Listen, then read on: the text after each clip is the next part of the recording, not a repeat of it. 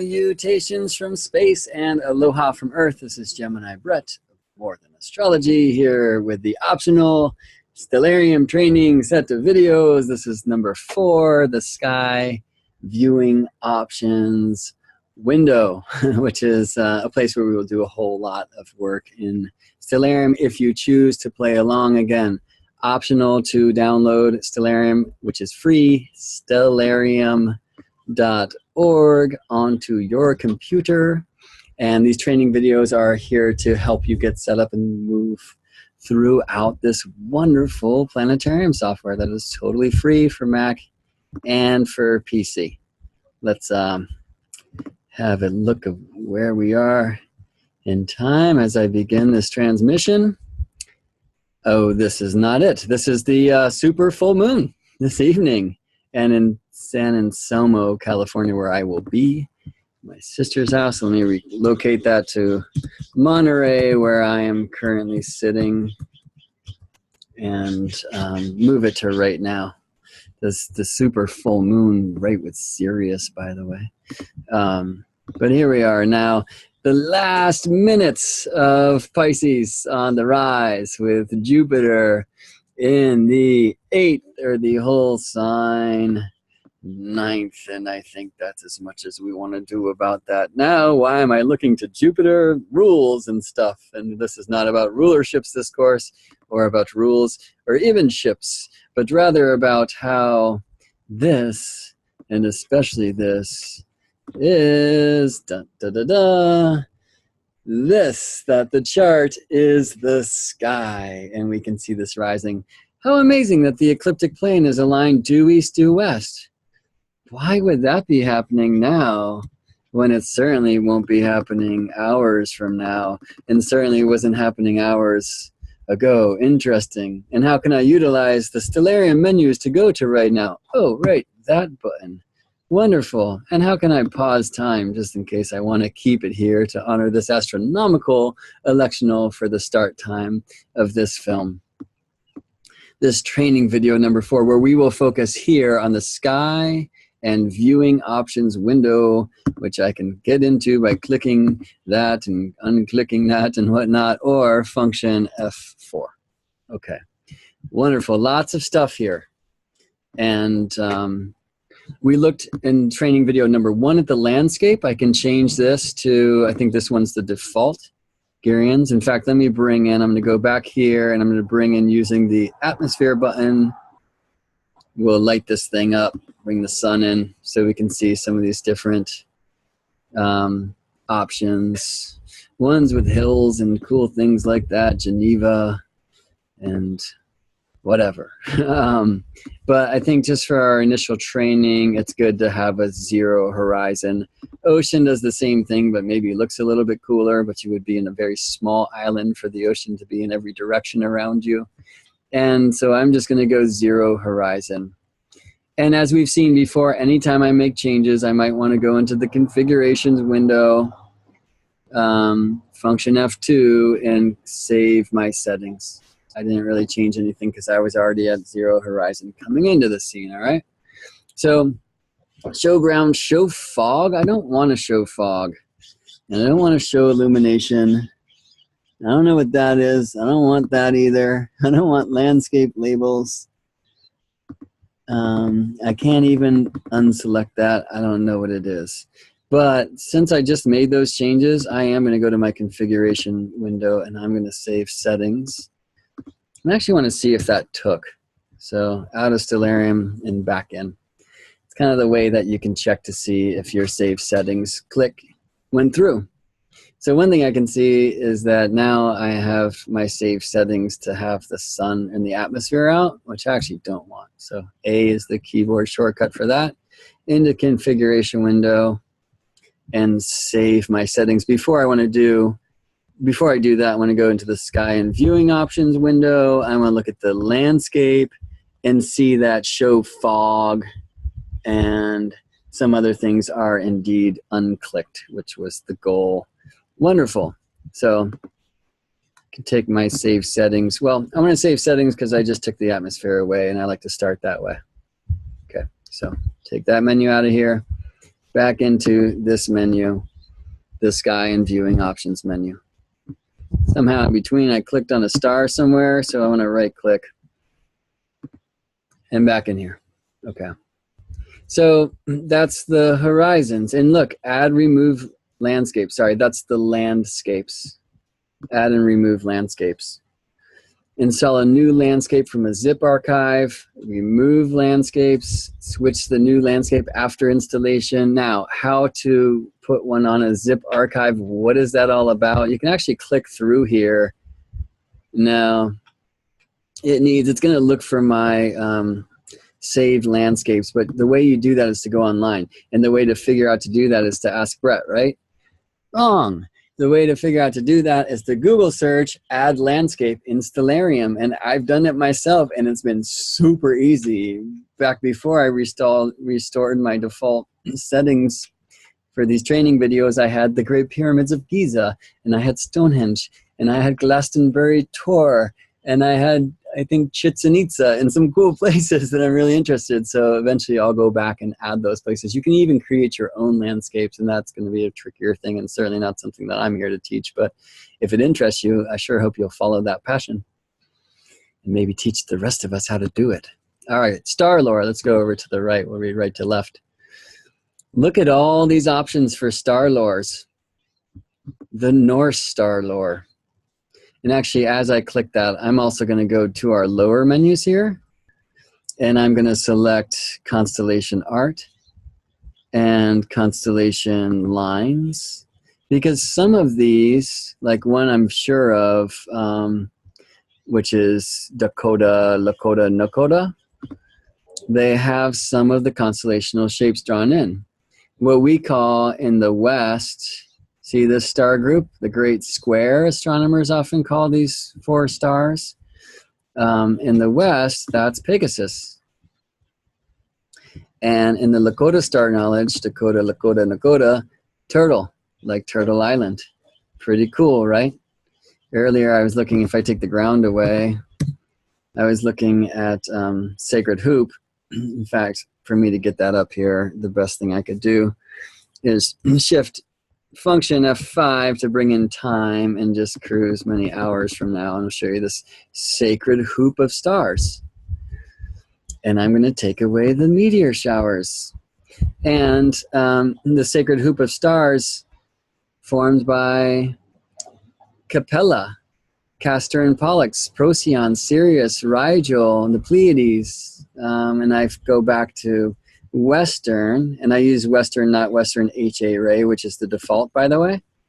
I'll see that those are the stars of Capella of the Charioteer, Castor and Pollux, the heads of the twins, the little dog Procyon, the big dog Sirius, Rigel, the left foot of Orion, all around the eye of the bull, or the Pleiades make what's called the winter hexagon by the astronomer fold, or the silver gate or the silver key of St. Pete, or all sorts of things that many mystery traditions seem to agree with the Lakota, who said that this is where the souls come from, and that's a tale for our course chapters, not for today.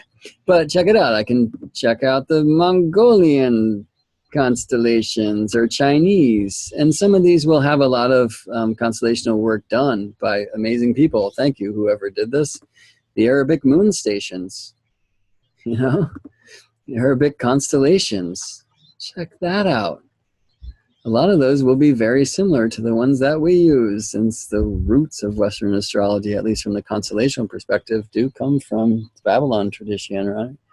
Korean, Macedonian. Amazing. Different than the Greek. All right, so back to Western. So there is, wait, Tongan? Cool. All right, Western. So star lore, okay? And I'm seeing like show labels, show boundaries. This is something you can turn on and off. Astron labels. Constellation lines, check that out. I want to actually, let me go back. The keyboard shortcut for constellation art, which you can see down here, R for art. Okay, so I'm going to take the art away. But I'm going to leave the constellation lines on. You can see here, constellation lines C, constellations. I'm going to leave the lines on, which I can also just click here in this menu, it looks like. Although it's not listening. There they go. And here they come. I'm going to crank those things up from 1 to about 3. So the constellation lines are thicker. And now Western. And now that I've made a change, I've actually made more changes than I want to show. I'm going to take that menu away. I'm going to bring the ground back in. I'm going to go back to right now. And, you know, these constellation lines, they're maybe a little thick for my taste. So back in here and to the number 2 in constellation lines. That's like a better thickness for me.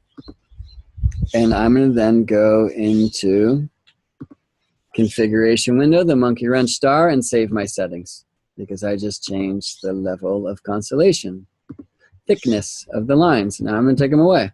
And I'm going to go back to our sky and viewing options. These birds are singing about it. Great. So star lore. We see some other things here. Show labels. Those are going to be the constellation labels. You just saw Pegasus pop up.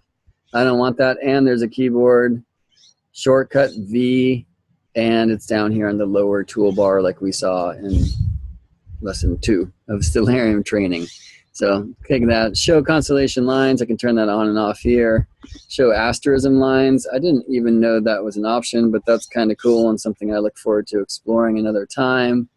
Ray helpers boundaries. So you see these little red squares that came in. Those are like the conventional boundaries between the constellations. I don't need those on. You've native names for planets, so that's cool. Like say I went to the Norse star lore Romanian, there's going to be native names showing up for Mars and Jupiter instead of Mars and Jupiter.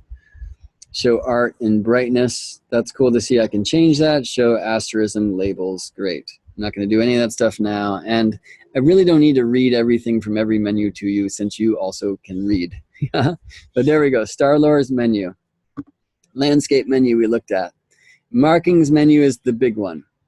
DSO, so we'll get back to that last. DSO, deep sky objects. Do I want to look at galaxies and active galaxies and star clusters and all this stuff? Well, here's the deep sky button, and if you click it, all sorts of stuff comes out. It's this one, deep sky object, or D. See all those yellow lines and stuff came in. I'm really not going to be looking at those in this course anyway. I'm keeping that turned off, so I'm not really sweating what these are, but you can play with them. Sky itself. Okay. So now we're getting into the real deal. Do I want to see stars? Yes, I do. For now, by the way, I'm going to hit, I have to be clicked somewhere in the planetarium. I'm going to hit C and take those constellational lines away. I'm going to right click to get that information out of here and get back into my menu. Do I want twinkle? Okay. Do I want stars? Yeah. So if I unclick stars, and I think there's a keyboard shortcut of S, there is. The stars will come in and out. We're going to have another training video. I'm not going to be able to record this morning at least, maybe today, maybe later in the week, about keyboard shortcuts. All right, so stars in and out. I can click on this button in the sky menu. Relative scale, absolute scale, I don't even know what that is. Play with it. Limit magnitude. If I only want to see very bright stars, the lower the magnitude, the brighter the star. You know, I could decrease that. I could click on limit magnitude and it's only going to show me some of the stars, right? Which is a cool thing to do. Like I live in Seattle. It's a city. We don't see all that many stars, so I can kind of dim this thing down to help it look like the sky that I actually see when I go outside. So it's a useful tool, right? Labels and markers. Labels and markers for the stars. So like here's Antares and Altair and Spica, okay? Let me see what happens if I crank that up. Oops, somewhere here. Well, now I'm seeing Salik and the lucky stars of the water bearers, Sada Malik and Salasud, Markab, Enif, Sheet, by the way, those are three of the 4 stars of Turtle Island or Pegasus, the Great Square. Right, so basically with this slider, I can turn up and down how many stars are labeled. Or I can say that as much as I love to say the name Zubin el-Shamali and Zubin el-Janubi, I might not want to see the labels and markers of the stars at all. I'm actually going to choose that, but you do what you want to do. Since I'm choosing that, and I change the setting, configuration menu, save settings. And then put that away, back into this one. Okay, so this whole little box here is about stars. Stars on and off, different scales of stars, limitations, and label or label not, and how many stars we label or don't label, etc. Okay? Milky Way brightness. I was noticing this earlier. See the Milky Way? I like my galaxy bright. So I'm cranking that thing up from 1. I'm going to come all the way up to kind of ridiculous measures. Well, let me go with 2.3. Special numbers to me. And that's a pretty good looking cosmic serpent right there. Okay, so I'm saving 2.3. Now I would go to save settings, but I'm going to change a lot of things, so I'm just going to wait to the end. Zodiacal light brightness. I'm going to leave that at 1. We're not going to speak so much about the zodiacal light in our first journey together anyway. Dynamic eye adaptation. I have no idea what that is. I'm leaving it checked. Atmosphere visualization. I think that just turned the atmosphere on and off. I don't know. Like the keyboard shortcut A. Or this button down here. Light pollution data from locations database. I'm not going to mess with light pollution. So, okay, so that's that business, right? The actual sky itself. The only thing I change is Milky Way brightness. Solar system objects, all right? Move this down. If I unclick that, what happens? There go the planets, including moon and sun. So let's bring those back in. Use more accurate 3D models. I didn't even know that was a thing. I didn't see anything change, and I'm going to leave that unclicked, all right? Show planet markers. If I do, they just draw these circles around the planets, which I think is cool for like Neptune and Uranus, but seriously not necessary for these guys, and I'm going to unclick that. Show planet orbits. All right. It unfortunately only shows every planet orbit unless I have selected, which looks automatic, show orbit for selected planet, and then I have to pick a planet. So now I click Mercury, and I'm seeing only Mercury's orbit, or Jupiter, and I'm seeing Jupiter's orbit, including Jupiter's nodes. Mars would be hard to click. Here's Saturn, right? Saturn's nodes. Very cool thing. And another very cool thing is I could go in here, and I'm going to do it another time, and I can change the colors. So right now, one color for all orbits, right? So let me unselect Saturn, and it's going to show all of these different planet orbits. And it's set to one color for all orbits. Separate colors for orbits by orbit object type. So now I'm getting different colors for planets and other things like dwarf planets, etc. Separate colors for objects of major planets only. So that's pretty cool, because now I'm getting different colors for Jupiter and Mars, etc. And then you can see here, I can actually change myself the orbit of Mercury, for example. I just did Venus. So I might like Venus as green. And now I'll see Venus's orbit as green in here, etc. So you can just play with that, right? And I'm going to play more with that on my own time. Simulate. So, by the way, planet orbits, I believe O is the keyboard shortcut it is that will turn the planet orbits on and off. Again, we're going to look at keyboard shortcuts in another menu, and I'm speaking quickly because I got to go. But that's O. And if you're going to have planet orbit size, highly recommend show orbit for selected planet be clicked also. All right, oh, that's off. Show trail only for the selected planet. I guess, I don't know what trails are. I'm looking forward to learning it. Simulate light speed. I have no idea what that's about, but since it's default, I'm leaving it clicked for now. Use custom settings of GRS. Don't know what it is. Limit magnitude of planets. Can be a really cool idea, especially if we're doing some visual work with the sky. We'll look at that throughout the course, perhaps. Scale moon. It's kind of a cool idea, because if I do scale the moon, and since it's full moon, I have to go to, sunset for the moon to come up. And so I'm going to click function F5 and bring up my time window and move through time.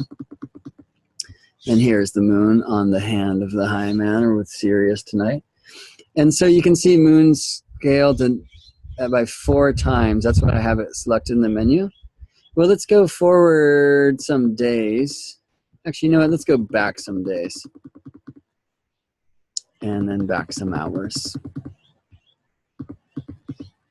And for some reason, this isn't working right now, but usually that would also, oh yeah, see the phase of the moon? See how it's a crescent then? Okay. So I believe if moon is not on scaled, yeah, it just looks full all the time. So that's one cool thing about scaling the moon. And then you can see here, this is going to change the apparent size of the moon in Stellarium. I prefer about 4 or 5. And I do leave that on. I'm going to leave right now 4 and leave that checked. Scale minor bodies. That's going to be like asteroids and stuff. I'm not messing with that right now. Labels and markers. Okay. So labels and markers, if I unclick that, the planet labels go away, don't they? Yes. And here they come back in. And now I can increase that. And I'm going to see things like Juno. The 3rd asteroid to be discovered, 24P, something just showed up there. All right, so you're going to find a level in here that maybe helps you see Neptune and Uranus displayed, but not others, and you can toggle it on and off. I'm just going to leave it about right there for now, and I can change that later. And we can change shooting stars, how often they appear. I'm not really too interested in seeing shooting stars in my stellarium personally, but you might be. Planet magnitude algorithm. I'm not changing that thing. And there is a quick look, my friends, through the sky and viewing options menu. No, it's not, because we also need to get to markings. This is something that we will address during the course of the course. What are the ecliptic poles? What is the zenith and nadir? You know, the ones that I would encourage you to have checked for now. Celestial sphere, I mean, that's going to be, well, leave that checked, right? Because other things are subsets to that. Ecliptic of date, check that. We'll be looking at the ecliptic in chapters 1 and especially chapters 2, so we'll be looking back to that. Check horizon, in case you want to take the ground away, so you can still see the horizon line. Check meridian, which is the north-south line. We'll be speaking about that. Check cardinal points. Uncheck everything else for now, and we will play with them like precession circles and whatnot. You can also see that here there are different menus for different perspectives, like a fisheye perspective, orthographic. You can see that changing. I just stick with stereographic, which is the default setting. Speaking of default settings, I've changed some of them, right? I'll take my sky and viewing options menu away. I'm going to go to Monkey Run Star, the configuration window. And I'm going to click Save Settings. And I'm going to quit. And I'm going to stop my screen share. And I'm going to stop this live stream and this video after I say, thanks for watching this optional Stellarium training video number 4. There will be a 5th recorded sometime soon and broadcasted thereafter or live in a theater called you. See you in space, friends.